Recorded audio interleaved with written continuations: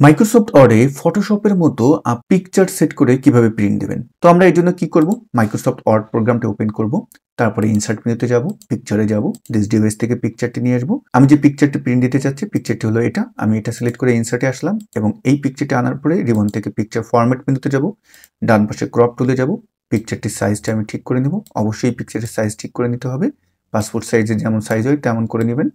তো আমি এই যে কালো হ্যান্ডেলগুলো ধরে পিকচারের সাইজটা ঠিক করে আবার ক্রপে ক্লিক করলাম এবং এই যে সাদা পয়েন্ট আছে কর্নারে গিয়ে আমি এটাকে ধরে যতটুকুন পর্যন্ত আমার পিকচারটি হবে ততটুকুন আমি এখানে সাইজ করে নিলাম। এরপরে আমরা পিকচারের ঠিক নিচে এসে দুটো ক্লিক দেবো এবং ইনসার্ট মেনুতে আসবো, টেবিলে আসবো। আপনি কতগুলো কলামে পিকচার রাখতে চাচ্ছেন, যেমন আমার 4টা কলাম দরকার, এবং কতগুলো পিকচার প্রিন্ট দিবেন, যেমন আমি 16টা পিকচার প্রিন্ট দেবো। এই জন্য আমার এখানে 4টি রো কিন্তু দরকার।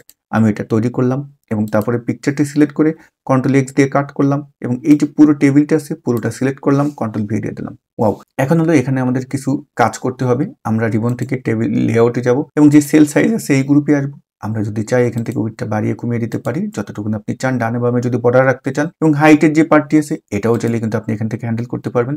তো আমরা এখানে হাইটটা যেটা করে দেবো 1.9 করে এন্টার দিলাম এবং এরপরে আমরা যদি একটু চাই একটু বাড়িয়ে দিলাম বা একটু কমিয়ে দিলাম। এখানে বসে আপনি কিন্তু এটা দেখতে পারবেন এবং অ্যালাইনমেন্ট থেকে এটা আমরা সেন্টার করে দিচ্ছি। এখন যদি আপনি একটু বাড়িয়ে কমিয়ে দেন তাহলে কিন্তু পারফেক্ট বর্ডার আপনার তৈরি হয়ে যাবে।